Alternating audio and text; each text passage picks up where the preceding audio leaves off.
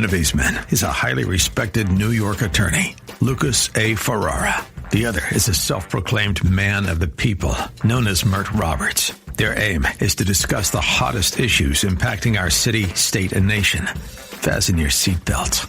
Shake It Off with Mert and Lucas, live, starts now on AM 970. The Answer.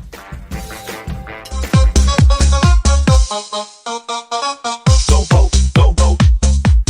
Yes, my friends, it's very important that you go out and vote. This is our special election eve special, and we welcome you to our second hour. I wanted to get off Mom Dami and talk about something that's been bothering me. Former Congressman George Santos. He's a disgraced lawmaker, ex-lawmaker, whose brief tenure in the House was mired by fraud, which involved not only the fabricated personal history, he committed financial crimes, and was ultimately convicted of federal crimes, which we'll get to in a second, that led to his expulsion from Congress and to imprisonment.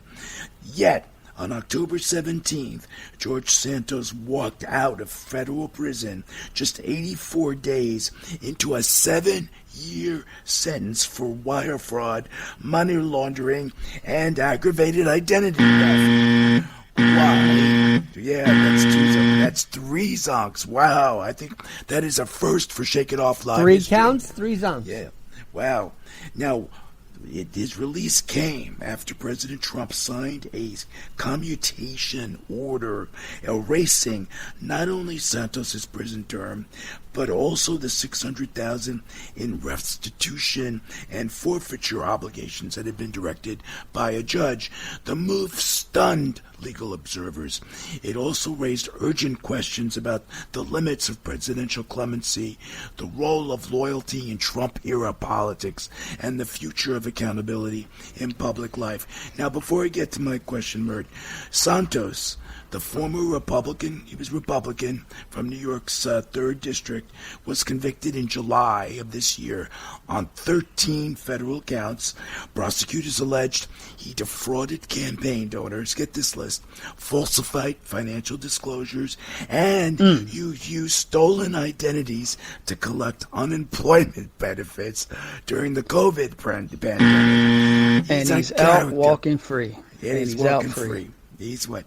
Now listen, in a scathing sentencing memorandum, the judge, Joanna Seyfried, who had put him in jail, said that his conduct was, quote, a sustained campaign of deception, self-enrichment, and betrayal of the public trust. And she sentenced him to 84 months and ordered him to pay all this money, $312,000 in restitution, and to forfeit an additional $275,000 in illicit gains. Got any thoughts about this guy? He sounds like a creep to me. Well, he sounds like he did somebody a favor pretty high up. You know he's a gay man, right? Well, what does that have to do with that? What does that have to do with that? You know what that means. When you get these type of favors done for you, that means you kept your mouth shut. There's somebody out there in the closet who doesn't want to be revealed, and he did the right thing and kept his mouth shut, and he got his pardon. That's exactly what happened. I don't have any facts to back it up, you but don't know that for a fact. So this was that's likely what happened, because if all that stuff you just said he did is true, and apparently it was true because he was convicted, then that lets me know he did somebody a favor because he had information that could embarrass somebody. And this is usually what you get. Keep your mouth shut. Hey, just do a little bit of time. You might have to do a couple years or whatever, but I'm real close with Trump, and I'm going to get you out. Just don't say anything. I don't know. And he's out. Alex, do you agree with Mert? Do you think it's some sort of conspiracy? Come on. That is so far out of left field, I don't even know if I can. Yeah. And I love conspiracies, but I'm not going to dabble in that one. I don't agree with that one. Look, the guy was so bad, Mert. I just think he was a bad guy. I mean, he lied about his education. He said he had degrees from Baruch College and NYU, and neither of those institutions has any record of him even attending. He said he was a star volleyball player at Baruch even alleging a championship win. That was entirely false.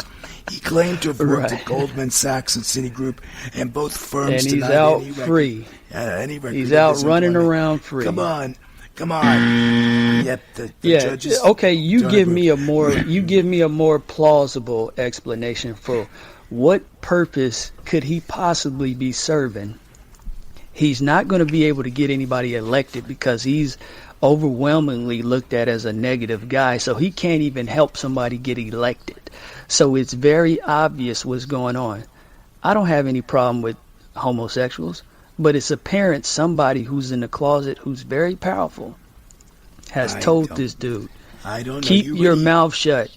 Keep your mouth shut. He pulled his card out and said, listen, I'm about to go to jail. I want a pardon, or I'm going to start naming names. This is the type of stuff that happens. Well, you keep raising his sexual identity, but the guy's personal life was a total mess too. Many of his former partners and acquaintances came out against him, describing manipulation, deception, and emotional control. Here are some of the more revealing things, okay? Leandro Biss, an ex-boyfriend from Brazil, this is all public information, by the way, met Santos in 2013 at a Manhattan bar when Biss was 19 and Santos was 25. And at the time, Mert, Santos used an alias Anthony Zabrowski. He used the name Anthony Zabrowski and claimed to have dated supermodels. Biss said that Santos promised marriage and a green card, but later realized he was just lying and it was all control. And Biss described the relationship as toxic and filled with lies. So this is a guy who has no credibility. So I don't think that your theory remotely holds water. You don't. What you just said. Former partner's saying about the guy. What you just said paints the perfect picture to what I'm talking about.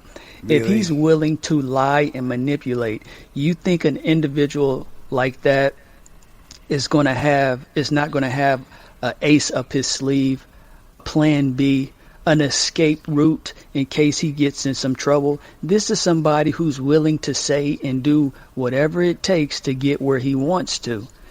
And he knows what he's doing. This is not a dummy because he knows how to play upon people's innocence. He's a very gifted guy when it comes to doing stuff like that. So I'm pretty sure he gained some trust. He gained the trust of some powerful individual in politics, or who knows where this guy might be. And he said, hey, I won't say anything. Your secret is safe with me. But he gets in trouble. Hey, Alex, he gets in trouble. Hold on a second. This sounds like a rehash of Epstein. I'm sorry. No. Hold on a second. He gets in trouble. He gets in trouble, and all of a sudden, this sworn secrecy. All of a sudden, it's no longer sworn secrecy. Now it's, you know what? I knew I said I was going to be quiet, but I'm going to say something if you don't come through. So somebody made a call to Trump and said, "Hey, man, I know he's no use to you. I know he can't help you with anything because there's no reason Trump should have pardoned this guy." Somebody called in favor. That's the issue. Why the issue at the core? Why was he pardoned to begin with? I don't think it's that. I just think give me a good reason there, why. But I don't think it's that. I don't know what. No. Give me a good reason why, because you two are trying to say, "Oh, well, there's something else." No. Give me something else that's more plausible. Okay. Well, according to the office, the commutation officer in the White House, they said here in a brief statement on October 17th, here's the quote: George Santos has accepted responsibility for his actions and served time. He has expressed remorse and a desire to contribute positively to society. This commutation reflects a belief in second chances. So what happens to your whole BS about giving people second chances when they make mistakes? That's what they're alleging happened here. The guy made a hell of a lot of mistakes, and they're giving him a 100th chance, because if we don't have time to go through the list of all the mishigas that the nonsense that this guy is allegedly guilty of, but a second chance, I don't know if he deserved it. Alex, you think he warranted a second chance? Because I really don't think so, because What is he going to do now? He's out on a second wind, if you will. What's he going to do next? Well, go I back think on Cameo, I guess. I mean, luckily, if anybody checks him out, they'll find a bunch of lots of problems. For example, he went by a lot of aliases. Anthony DeValder is another one. He admitted to stealing a checkbook and cashing fraudulent checks in Brazil in 2008, and he fled the country. This is a guy, Mert, with a very weird history. I mean, if you did any checking about him, he goes back a long time with a very weird background. Okay, listen. Yes, go ahead. Listen. This guy isn't as mysterious as people are trying to make him out to be. I know plenty of people who are capable of this type of stuff, and they usually prey upon people who are naive to certain individuals' true intentions. They underestimate what people are capable of, because you could see a guy like this coming a mile away. All you got to do is just keep it real. A lot of people don't do that, though. They try to act like, oh, you won't hurt me, but no. Individuals like this seep in because they prey on people who are naive. This guy is very capable of blackmail, because there's a lot of suckers out there who will go out there and do what they feel is going to be in the closet. They feel like it's going to remain in the closet because some guy named, who knows what his made up name, maybe it was Michael. He was using Michael. And then all of a sudden you see this guy, who's this Santos guy? That looks like Michael. And he's running for office. He's a politician. I thought he was... No. He was playing a trick. So I'm not getting the... Well, I get where Mert was coming with that, because then we found out he did drag in Brazil, and it's like, where did that come from? So I kind of get where Mert's coming up with that. Well, that's among the many allegations we don't have time for. But look, Mert...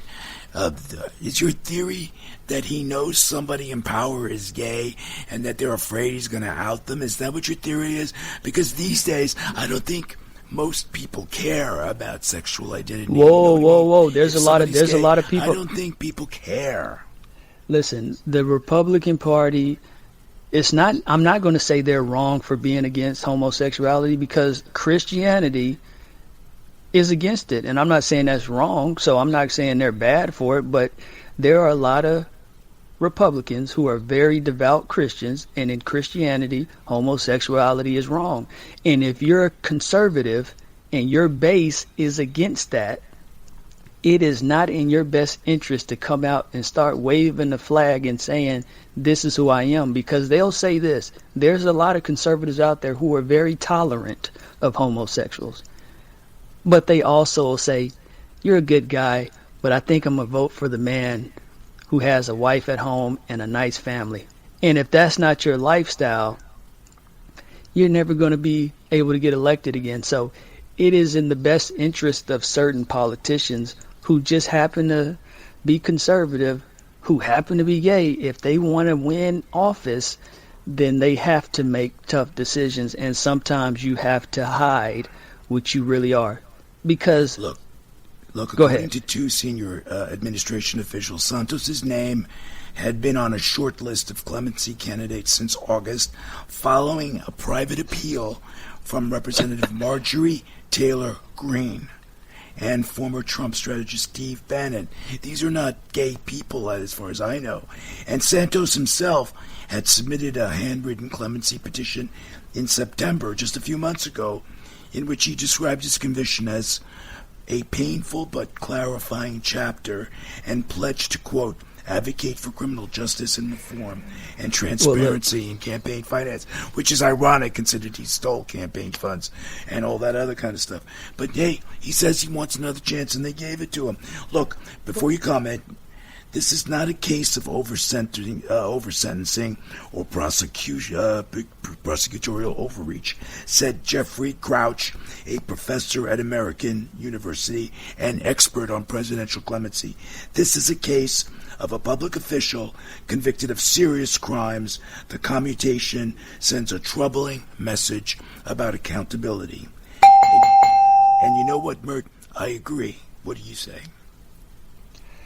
Well, he's definitely a criminal, but like I said earlier, you said something very interesting. You brought up MTG, whatever her name is, Marjorie. I don't want to mispronounce her name. Marjorie Taylor Greene. Yeah, she's not. She's not gay as far as I know. Listen, you're talking about Ivy League individuals. Most people in these offices are very smart people, so they're not going to give the word from the direct person. They're going to filter it and make sure. I mean, it would be very appropriate for a woman to lobby on behalf of a gay man, because if any man does that, you said there was some other guy, but I'm pretty sure he said, hey, me and Marjorie, we're both going to, vouch for this guy. But they were very smart. Let's filter it through a woman, one of the most extreme women, I might add. This is somebody who's That's right. She can get away with extreme stuff because she's, when we talk about conservatives, she's an extreme conservative, if that even exists. So filter it through that. It makes sense. These aren't dumb people. I mean, he was laundering money and all this stuff anyway, so trust me, he's not going to make it obvious what's going on here because he's a man of his word. Hey, get me out of jail. I have a different idea, if I can, for a second.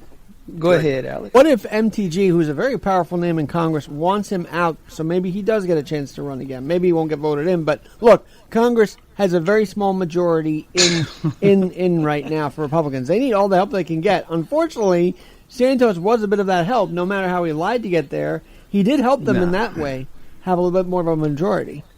They would just use that lady, Miss Kirk. They just use her or somebody. There's new people. But there's Alex, new people. You don't have to go ahead.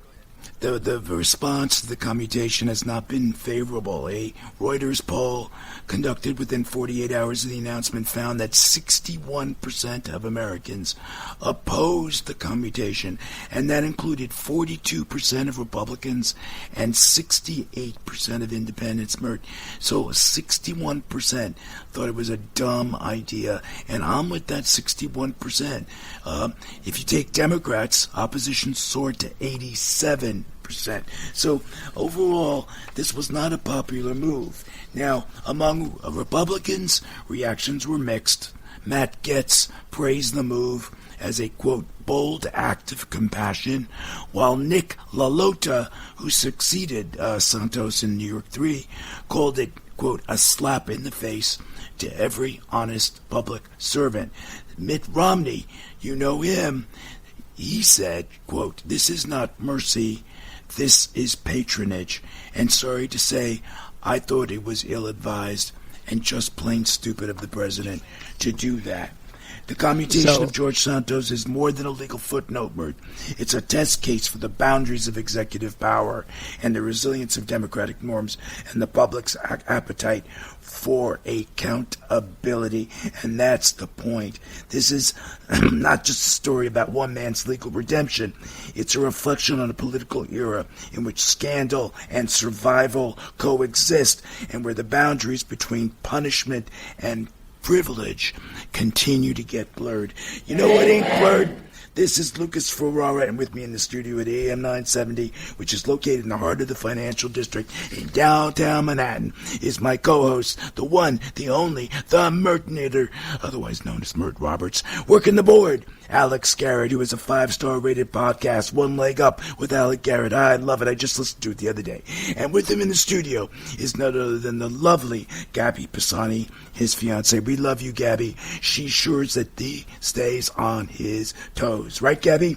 And, of course, let's not forget there's Ashley Ferrante, who's back in master control, ensuring that the program gets out to you live and preferably without any profanity. When we come back, we'll be joined by Tom Allon. He's a seasoned journalist and media entrepreneur who has spent nearly 40 years at the intersection of New York media and political worlds. He's a founder and publisher of City and State New York.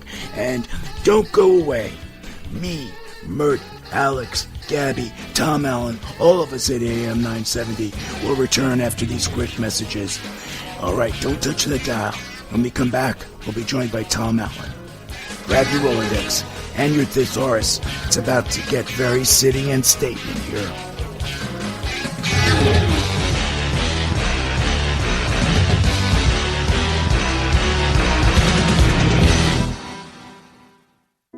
Hi, Hi, Kevin McCullough with a breaking news update. Category 5 destroying significant portions of Jamaica as Hurricane Melissa bears down on other Caribbean nations in the very near future. So glad to have you with us. But here's the real headline there, friends. The poor people of Jamaica, Haiti, the Dominican Republic, the Bahamas, Cuba, these entire regions have not seen a Category 5 make landfall in a number of years. In fact, it's been since the teens that a Category 5 has hit land. And when it did, in this particular area of the world, you just do not have the infrastructure to help people withstand it. Our partners at Food for the Poor are doing everything they can to get life-saving food and hygiene kits and other supplies to the affected people. But every second counts because the dangers are just too numerous to mention. Not only the flooding, but also what the water does to the impending infrastructure.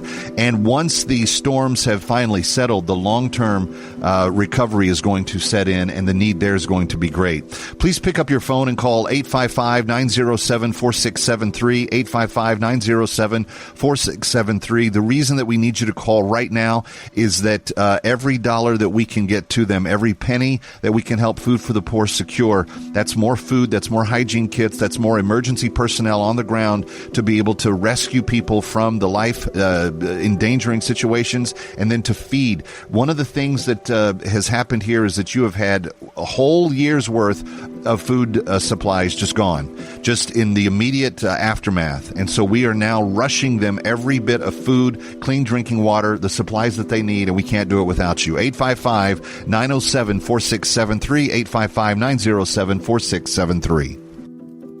Over the last 30 years, Newman Ferrara, a New York City law firm, has evolved into a national practice focused on real estate, commercial, litigation, civil rights, class actions, and other complex litigation, representing many of the city's largest property owners, managing agents, and thousands of tenants. Newman Ferrara handles some of the nation's most significant class actions and civil rights matters. Newman Ferrara at 1250 Broadway in New York City. Go online to newmanferrara.com. That's newmanferrara.com. Listen to the firm's name partner, Lucas Ferrara, every Saturday at 10 a.m. on Dottie Herman's longest-running real estate radio program, Eye on Real Estate, on AM 970. A real estate lawyer for 35 years, Lucas is a professor at New York Law School and is also a published author with books on real estate and New York's landlord-tenant law. Tune in Saturdays at 10 a.m. to hear Lucas's unique perspective and advice on Eye on Real Estate.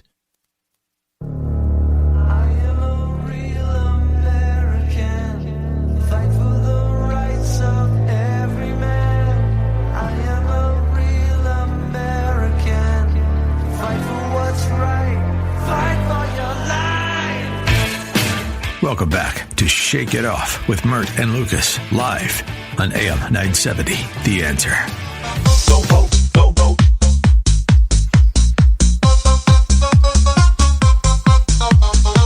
Go vote, go vote. Tom Allon is a veteran journalist, media entrepreneur, and the founder and publisher of City and State New York, one of the most influential political media outlets in the state.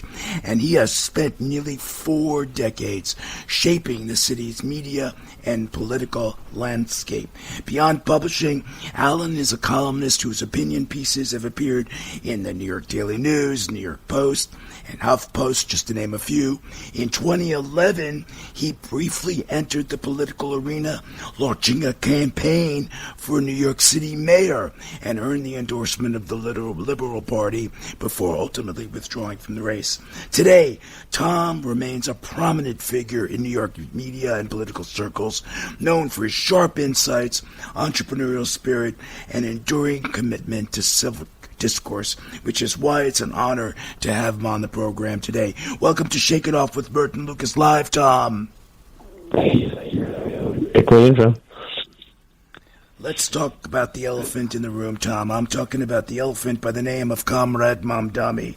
Is his rise the beginning of New York's fall? Is he sounding the death knell for New York? I don't think so. I'm I'm a moderate Democrat, but I've met Zohan Mamdani. I've met his inner circle. I think he's going to end up being a much more pragmatic mayor than people think. I think he's going to surprise people. I think in the same way that there was a lot of people in this country that were worried that Barack Obama was going to radicalize America. He ended up becoming a pretty pragmatic, moderate Democrat president. I think Mamdani will be similar. Well, a lot of people have compared him to Barack Obama, but interesting enough, Tom, Obama has not endorsed Zoran. He's expressed support, but not endorsed him. Barack Obama has a policy of not endorsing in local races. He's there, but he's called him twice and said he wants to be a sounding board and a help to him, which is kind of an implicit endorsement. Okay, so you count it as that. So you're not concerned about the city or the future and all the spending, because we had former city council member Joe Borelli on the program earlier, and he basically said that, I'm paraphrasing, that these programs are fiscally irresponsible and that New York will just end up in the toilet, bankruptcy, because there's just no money to do what he's promising to do. Yeah, no, I don't go the Chicken Little route and say the sky is falling.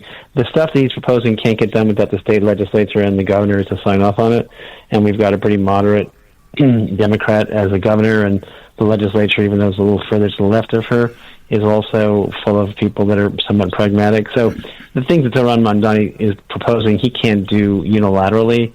He'll have to persuade the state legislature to go along with him.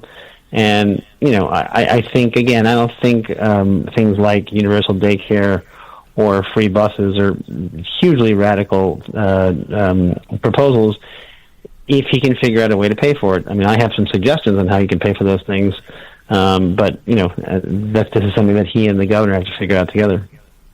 Well, hold on a second, Lucas. Yes, okay, this is the Mertonator, Tom. This is Mert Roberts. Go ahead, Mert. Let's hear some of those ideas, because you got a voice, too. I don't want you to just be a sounding board for the mayoral candidate.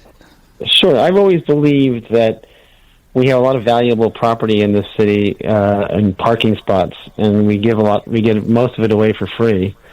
I believe, and an NYU professor did a study about this about 6 years ago, that if you monetized all the parking spots in New York City, you could not only have free buses but free subways as well. You know what? I think I made a mistake asking you that, because I'm one of the people who use free parking spots. I don't think I shouldn't ask you that question, because you would be hurting me with that. I think I made a mistake. Let me ask you a question, Mert. If you, I don't know where you live, but I lost about a year of my life to alternate side of the street parking, just waiting for a spot. If part of the plan was that you were able to buy a residential parking permit for your neighborhood, which gave you priority to park, but it only costs, let's say, $200 a year, would you go for that deal? Well, I live in Nassau County, so when I'm coming into the city, I don't want to get on the question, though. He answered you. He asked you a question. Would you pay $200? Well, hold on a second. Let's say you live in Park Slope or you live in the Upper West Side, and it would cost you $200 a year to have priority on a couple streets to park in your neighborhood without having to wait, which many New Yorkers have to do, circling the block over and over again to get a parking spot. You would go for that deal, and I would. That revenue would help make buses free and potentially even make subways free.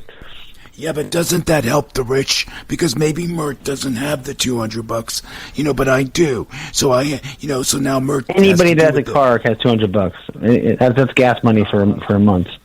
Oh, you don't know Mert. You don't know Mert. He doesn't know me. Mert? What kind of car do you have? Listen, I got a Chevy Trax. I could scrounge up $200, but I like the free. Because I got free parking in front of my house right now, but when I drive into the city, I like that I can find a nice parking spot. Even though I'm willing to walk, 15 minutes to my destination, and it's not easy to find a free one. I'm gonna just say that. But it's very hard. That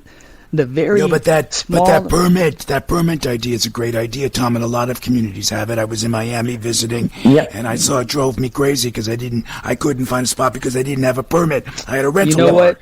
Before we get off this program in Boston as well. Let me get up before we get off this. You know what? That would cause a problem because somebody would just buy up the spots that I want, and I don't like that. So it would just create a problem. Somebody would buy up those spots and have a. Well, whole I'll sell block. it to you. I'll sell it to you for $400, Mert. Don't worry. But what I'm saying is there are alternative ideas to make right. I get you. I mean, listen. Mamdani's talking about freezing the rents in all the rent-stabilized buildings in the city. I think there's another way you can go on that one. You could freeze the rents for anybody that makes less than say $80,000 a year. But if you make more than $80,000 a year, you live in rent-stabilized housing, you should pay 2 to 5% more each year. And that's again a way to cut it down the middle. Tom, I love you because that's absolutely fair. That is absolutely fair. It's very fair. Someone making $200,000 a year should pay more than higher percentage. Exactly. So there's a third way of looking at things. Things are not just black and white, but they can be. You can sometimes go into the gray and find a solution. Well, I'm voting for Tom Allon for mayor. That's what I'm going to do. I'm writing you in because so far you came up with 2 great ideas. So even stabilized tenants, I think Mamdani, what is he in the assembly, makes about 200,000. 142,000. 142. Okay, 150. So he should be paying more. I like it. I don't know what he's doing. Exactly. Listen, another idea, and I've been a big proponent of universal daycare because people talk about millionaires moving out of the city. The biggest group that's moving out of the city these days are parents because they can't afford to live in New York anymore. Rents are high. It's very difficult to buy an apartment. And on top of that, you've got childcare, which is incredibly expensive. I know because I raised 3 kids in Manhattan. But if you had universal daycare, you could keep these tax-paying New Yorkers. And by the way, more moms could work, and you have more money coming into the tax base. So what the governor and the mayor should do together, kind of like the way Cuomo and de Blasio came together on universal pre-K back in 2014, is they should say, next year, 2026, we're going to pilot a universal daycare program in Brooklyn and call it Albany County. And, that probably wouldn't cost more than $1 billion or $2 billion, which is the surplus we have this year from the more tax receipts that came in than the governor anticipated. Well, let me ask you a question. Do you know how much a person would need to make? What's the least amount somebody would need to make to be able to afford an apartment in New York? Do you know that number or have an idea of what that would be? There was just an article, I think it was in the New York Post today or yesterday, that said in order to be qualified as someone who's wealthy enough to live in New York, you have to make $600,000 a year. Oh my goodness! 600,000. Oh my goodness! That's considered wealthy in New York. That's crazy. That's the top 5%. But listen, if you want to live in New York City, it depends on what neighborhood you're living in. But I have kids in their late 20s, early 30s. You have to make, if you're living alone, at least $100,000 a year, or if you're living with a partner or a roommate, $80,000 to $100,000 a year in order to afford these apartments in Brooklyn, Manhattan, Queens, and that's what's pricing out. Some of these kids are making $40,000, $50,000. Why do you think so many kids are coming out to vote for Mamdani? They're pissed. They saw their parents living in New York. They saw their parents being able to afford, buying an apartment, buying a house, childcare, vacations, and they went to college for 4 years. Paid, had their parents pay, or they paid, $75,000 a year, took out $20,000 a year in loans. They're saddled with $80,000 loans. And they were sold to building goods because they came out and they're making $50,000, $60,000 a year, and they can't afford to live in New York. No, affordability is certainly a problem, Tom. And I think to Mamdani's credit, he's been laser focused on that issue. And listen, at the end of the day, we'll talk more about it after the break because we have to take a commercial break first. But have no fear, when we return, Tom Allon will rejoin us for more about Tom and his work. Check out his website, cityandstateny.com. Of course, we'll have a link posted on our website, shakeitofflive.com. Mert, Alex, Gabby, Tom Allon, and I certainly hope you'll come back right after these messages. We know you're cynical, we know you're political, but Tom Allon's here, and he's analytically mythical. Stay tuned.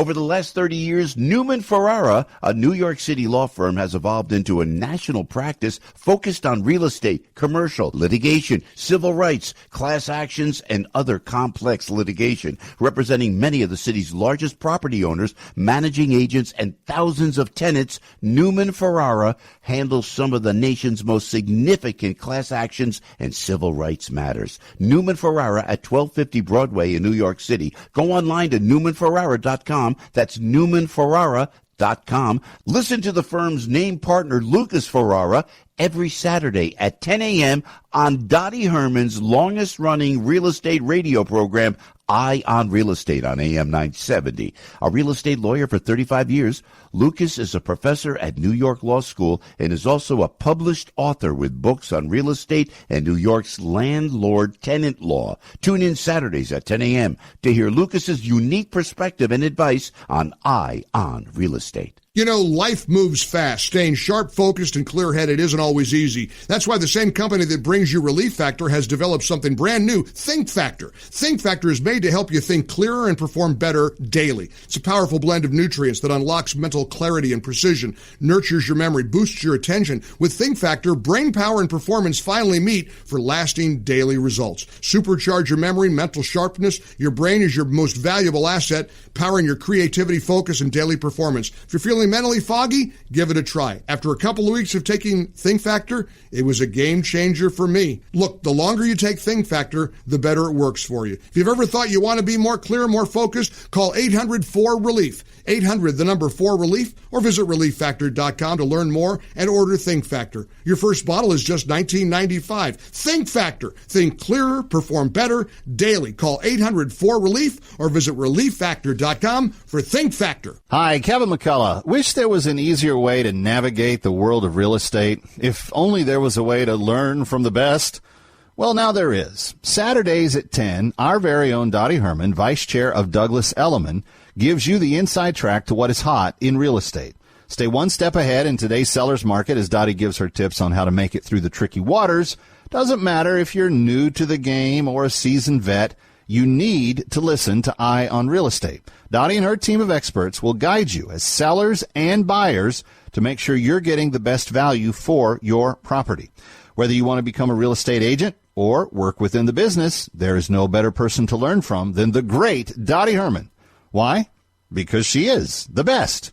Period. So tune in, Eye on Real Estate, Saturdays at 10 on AM 970 The Answer. That's Eye on Real Estate, Saturday mornings at 10 o'clock on AM 970 The Answer.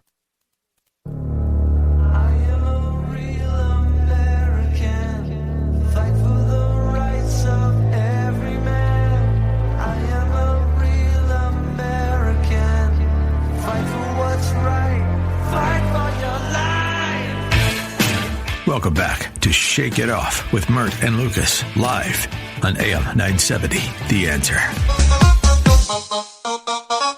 Go vote, go vote. Welcome back.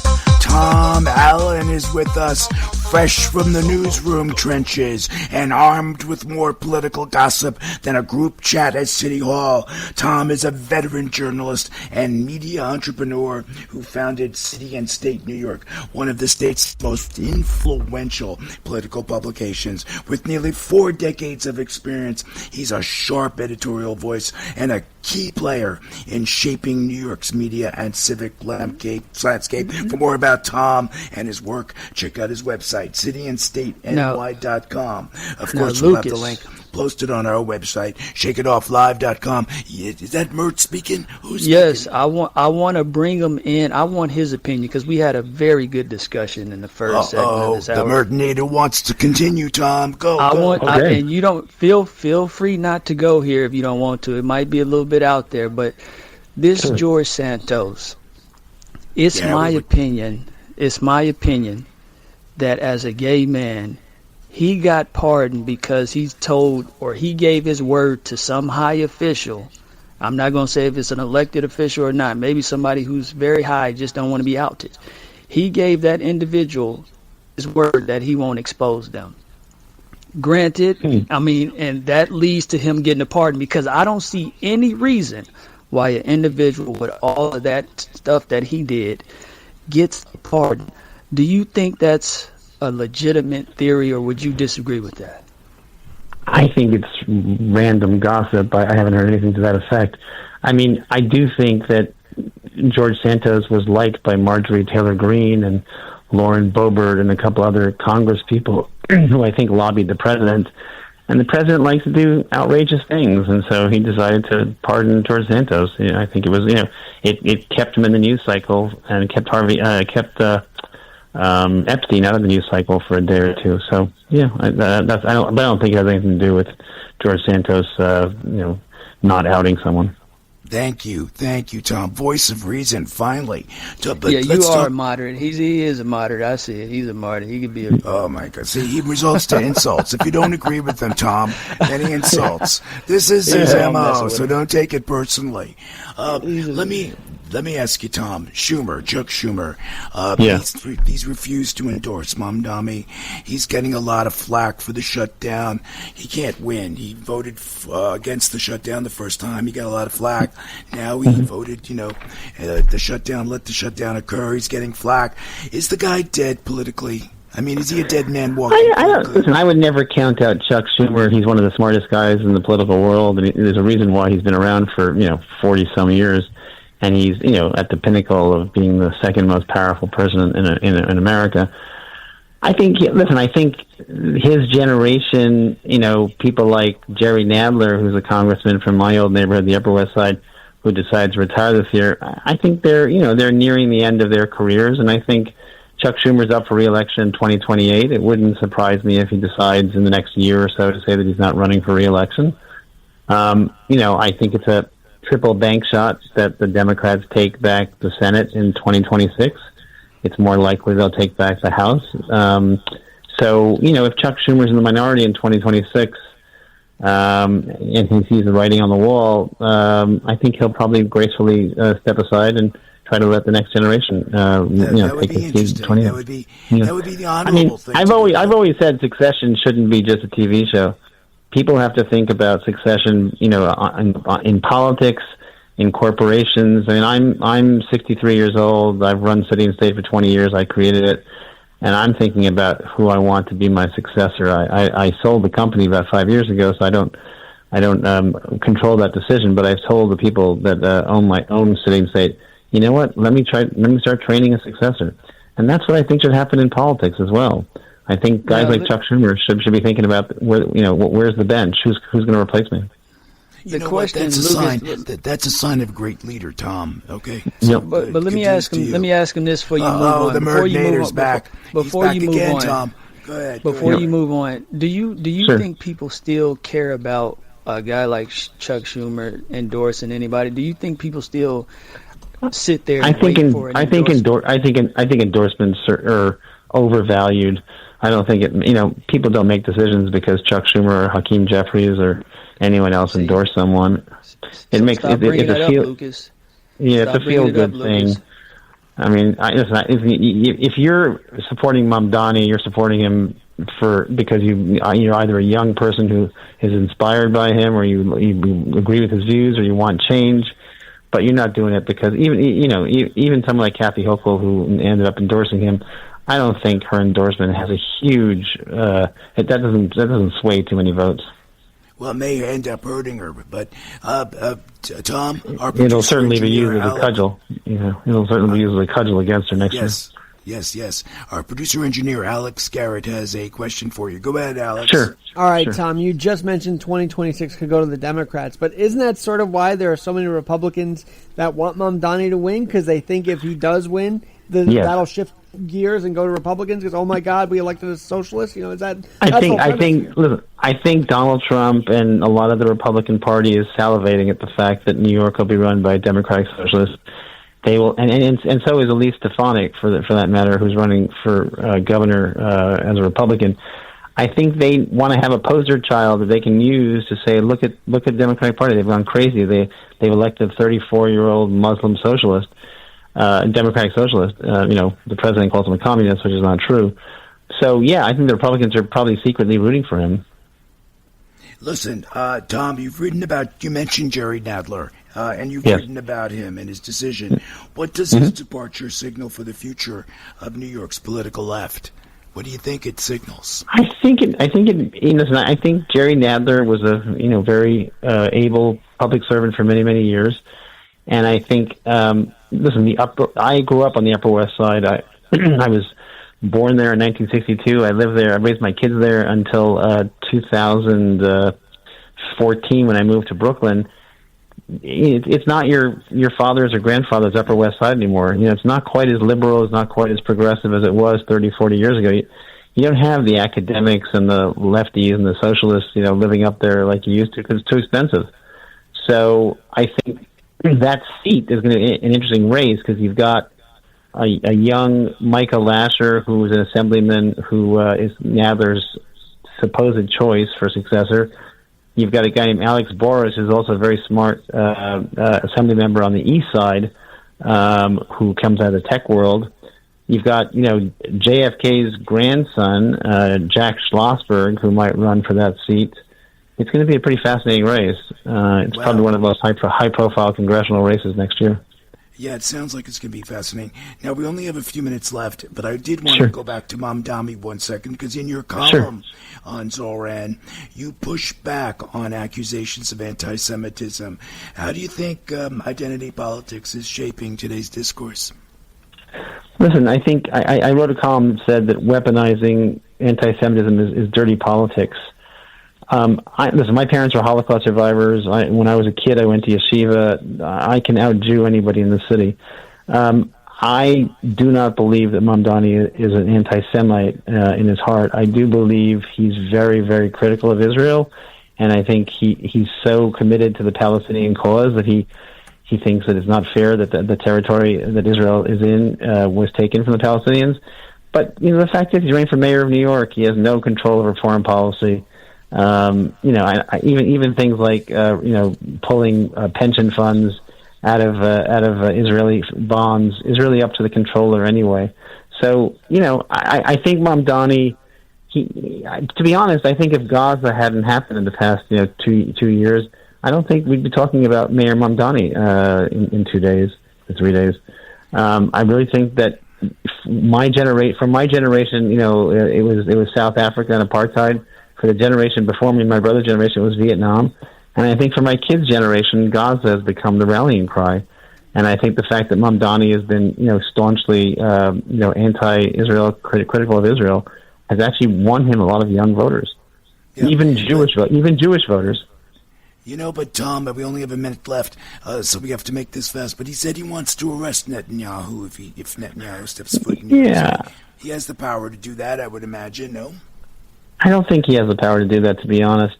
First of all, his police commissioner, he said, will be Jessica Tisch, who comes from a very Jewish family. The president of the United States will not allow Benjamin Netanyahu to be arrested in New York City. I think it's a little bit of posturing on Mamdani's part. I think he's playing to his base.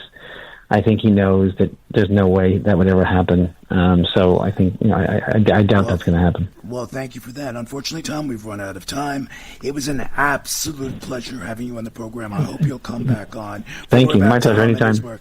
Yeah, it's a lot of fun. Check out Tom's website, cityandstateny.com. Of course, we'll have links posted on our website, shakeitofflive.com. Thank you, Tom.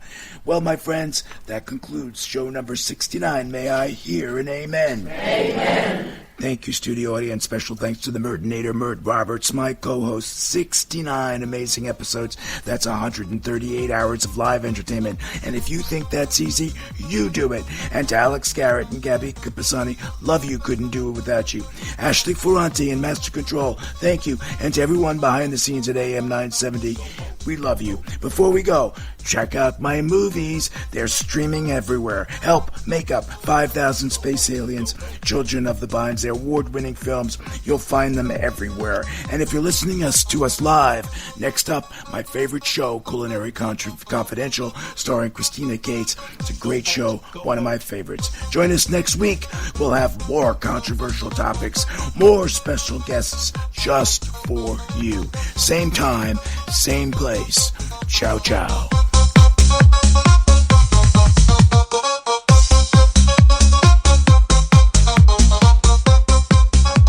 preceding program is sponsored by Shake It Off Live, LLC.